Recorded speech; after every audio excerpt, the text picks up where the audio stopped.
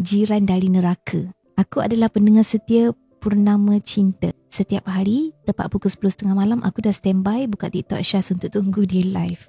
Kalau lambat sikit, mulalah bad mood sepanjang hari. Masya Allah. Baru rasa macam nak malas live tadi kan. Nasib baik saya on je kak. Okey, aku nak mulakan cerita tentang seorang jiran aku. Aku tak pastilah ada pengikut Syaz ataupun Syaz sendiri pernah ingat atau tidak, aku komen di live bila Syaz cerita tentang seorang jiran yang menjaga orang tua jirannya sehingga mereka tiada. Yang anak-anak tinggalkan orang tuanya tu. Aku komen, saya pun jaga jiran lumpuh dengan masakkan makanan setiap hari 2 kali sehari Syaz. Dan Syaz doa yang baik-baik. Ya, aku bukan nak tunjuk baik, tapi cukup dengan terima kasih dan doa yang baik-baik dari setiap orang yang menyaksikan, merasakan dan menikmati belas ihsan aku ni. Apa yang aku buat pun tiada balasan sesin pun yang aku minta. Orang masjid siap nak sedekah barang masakan bila dengar aku masakkan untuk jiran aku tu. Tapi aku menolak sebab aku masak untuk anak-anak juga. Dan pada aku masih mampu untuk membeli lauk setiap hari dan berkongsi dengan jiran yang lumpuh dijaga anak OKU. Mereka makan pun tak banyak. Aku masak 2 jenis lauk tengah hari dan malam. Apa yang aku hidangkan atas meja, itu jugalah lauk mereka. Ceritanya bermula sewaktu kelas silat anak-anak buat jamuan raya tahun ni.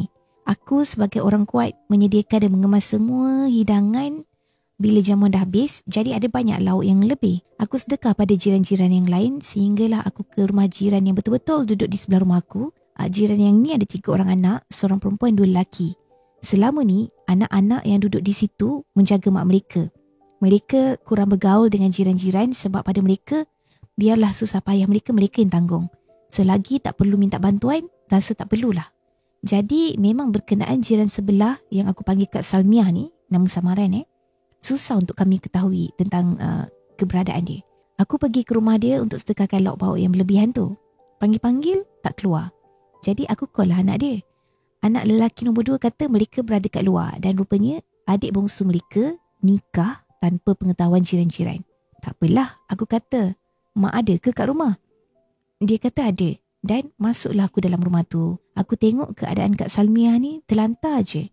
Aku tengok tak ada barang makan dan air pun TO yang semalam punya. Simpati aku rasa bila tengok. Jadi aku ceritalah pada suami. Sesiapa yang tengok memang korang akan simpati dengan keadaan Kak Salmiah ni. Dengan kurus keringnya, keadaan rumah pada aku bersih je. Tapi biasalah bila jaga orang sakit kan, adalah selerak sikit. So aku dan suami berpakat untuk bantu Kak Salmiah sebab kami ni join banyak NGO. Sedih bila memikirkan kami bantu orang jauh-jauh. Tapi sebelah rumah rupanya dalam keadaan yang menyedihkan. Seminggu lepas tu, aku dapat tahu anak perempuannya dah tak jaga dah Kak Salmiah kerana ikut suami dia pergi KL. Anak lelaki ni pula baru kahwin dan duduk berasingan yang jarak dalam 1-2 kilometer jugalah. Atas sebab kerja, anak lelakinya hanya boleh datang sekejap-sekejap je untuk hantar makanan. Itu pun makan malam. Siang memang makan apa yang ada je. Jadi aku pakat dengan suami untuk jumpa dengan anak dia. Okay? Aku dengar dari makciknya macam-macam cerita disampaikan. Katanya laki Kak Salmiah ni tinggalkan dia lah.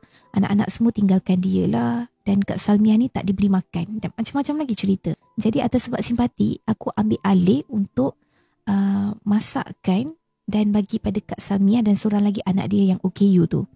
Mereka bukan makan banyak pun. Cukup-cukup seekor ayam tu aku masak sehari sekali. Anak-anaknya, lauk dan 4 ketul diberi kepada Kak Salmiah dan anaknya. Aku pun applykan bantuan untuk pampers dan makanan kering untuk Kak Salmiah. Semua berjalan dengan lancar selama beberapa bulan ni.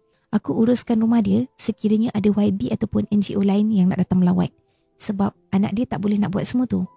Kak Salmiah ni, walaupun dia lumpuh dan mata dia tak nampak sebab kencing manis ni tinggi, tapi dia boleh berkomunikasi dengan orang lain melalui voice note. Ramai jiran tak puas hati melihat aku menguruskan Kak Salmiah ni. Mana taknya? Aku dah lah tolong masakkan, apply bantuan pampers dan makanan lagi, uruskan rumah dan bantuan dari luar. Sebab Kak Salmiah ni dia ada bantuan keuangan dari Jabatan Kerajaan dan rumah dibayar oleh Baitul Mal. Tapi dia sangat berkira untuk membeli barang basah ataupun barang bantuan yang perlu dimasak oleh aku. Dia sanggup simpan sampai rosak. Alasannya kata dia nanti anak dia balik akan pakai barang-barang tu. Aku tak minta tau. Tapi anak dia yang bising sebab barang tu semua dia simpan dalam bilik. Takut sangat aku yang ambil. Anak dia sangat baik. Sikit pun tak pernah cerita keburukan mak dia. Tapi dia tak sanggup jaga mak dia yang pada kami, Yang melihat ni rasa macam kejam je anak dia. Rupa-rupanya ada cerita di sebaliknya.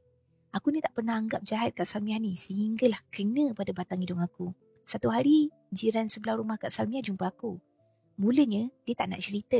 Dia cuma cakap, Kak Salmiah call akak. Aku hanya diam, tapi macam-macam persoalan dalam kepala aku. Kenapa pula dia nak call jiran tu kan? Bukannya jiran lain ambil tahu pasal dia pun. Kenapa ya? Aku balik, aku kalau tanya jiran sebelah rumah Kak Salmiah ni. Kemudian dia buka cerita bahawa Kak Salmiah tuduh aku makan makanan bantuan dan apa saja bantuan yang dia dapat tak sampai kat dia. Ucap panjang aku. Aku terdiam, tapi aku tak serang ataupun aku tak tanya dengan Kak Salmiah. Aku teruskan je masak untuk dia seperti biasa. Cuma dah mula ada rasa kurang ikhlas di situ. Aku kurangkan balas mesej dengan Kak Salmiah lagi. Dia tak tahu yang aku dah tahu apa yang disampaikan dekat jiran. Aku buat tak tahu je. Sampailah sabar aku meletus juga kemarin. Aku tak boleh terima bila difitnah aku pada orang masjid yang aku berurusan untuk bantuan dia selama ni. Tekilan sangat-sangat. Aku tak sangka atas kebaikan yang aku buat ni membuatkan dia rasa tak percaya dan masih nak memburuk-burukkan aku. Ini kali pertama aku jumpa orang yang kita beli madu dibalas dengan racun. Aku tanya jiran-jiran dan ustazah yang tahu aku masakkan untuk Kak Salmiah ni. Apa salah aku? Aku pergi jumpa Kak Salmiah dengan bawa susu dari bantuan. Susu tu harga RM130, dia beli oleh orang masjid. Dan dia pegang seminggu je dah habis. Jadi masjid minta aku untuk bancuhkan susu tu untuk dia. Bila aku diamanahkan begitu, setiap pagi aku akan bancuhkan dan bagi pada Kak Salmiah. Tapi dikatanya, lepas aku bancuh, dia kena celik birit. Jadi dia minta balik dekat orang masjid untuk dibancuh sendiri. Waktu aku bawa dan bagi tu pada dia, ini susu yang Kak Salmiah minum yang dikatakan celik birit tu. Dan saya tak ambil walau sezarah pun bantuan akak. Ambillah balik dan akak uruskanlah sendiri semuanya sekarang. Tiba-tiba dia menjerit-jerit pada aku. Dalam hati aku, tak padan betul dengan lumpuh ya orang tua ni. Aku hanya balas dengan nada lembut rasa tekilan aku dan aku seperti diperbodohkan.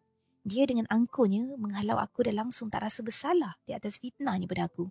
Siap createkan satu fitnah lagi, dia kata, kau yang tak nak uruskan aku dari dulu. Bila minta bukti, dia kata dah delete dah. Aku balas balik, tak apa kak, saya langsung tak delete sekali mesej kita. Saya ada bukti. Terus dia diam dan menjerit suruh aku keluar. Aku terus ambil barang-barang aku, macam pinggan mangkuk yang aku aduk bagi lauk dekat dia semua tu kan. Aku keluar je dari rumah tu dengan rasa yang sangat sebal. Dalam masa yang sama, aku berkata dalam hati, sampai kau mati pun, aku takkan ambil tahu dah. Korang tahu, selapang-lapang hati aku bila aku dapat luahkan segalanya yang difitnah aku pada jinjiran dan orang masjid tu.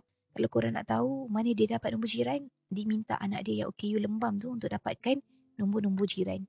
Lepas tu nombor orang masjid dia dapatkan daripada anak lelaki dia dengan cara mogok tak nak makan. Tak nak layan anak dia. Anak dia mengalah dan bagilah nombor orang masjid tu. Nombor tu aku beri sebab ada masa aku tak ada kat rumah ketika Kak Salmiah perlukan bantuan beras dan pampers. Jadi aku akan minta anak dia untuk uruskan. Kejam lagi ke aku ni? Berdosa ke aku bila aku tinggalkan orang tua tu tanpa makanan esok-esok? Dulu aku fikir aku makan sedap, jiran sebelah menahan lapar. Rupanya perangai dia ni yang membuatkan anak-anaknya tak tahan. Aku call anak dia ceritakan semuanya.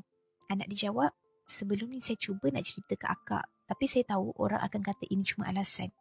Kami lalui sebelum ni lagi dahsyat. Sanggup berhenti kerja jaga mak, tapi dikatanya kami habiskan beras. Sedangkan beras sewa rumah saya sediakan. Mak suka buruk-burukkan orang, tak kira sebaik mana dan berkorban macam mana pun, kita juga yang buruk. Dalam hati aku, patutlah anak-anak tinggalkan dia. Aku dapat call tadi ketika di klinik. Orang masjid telefon untuk jumpa aku dan minta untuk aku teruskan perkhidmatan pada Kak Salmiah. Kemudian suami aku terus cakap, no. Untuk apa merendahkan lagi martabat dan maruah kita?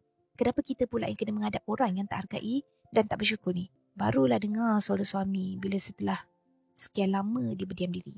Rupanya dengan orang masjid, dia call bagi tahu yang aku yang serang dan tengking-tengking dia. Sampaikan orang masjid bagi tahu, saya rasa bila dia bercerita, hasutan iblis tu kuat untuk menyuruh saya membenci awak.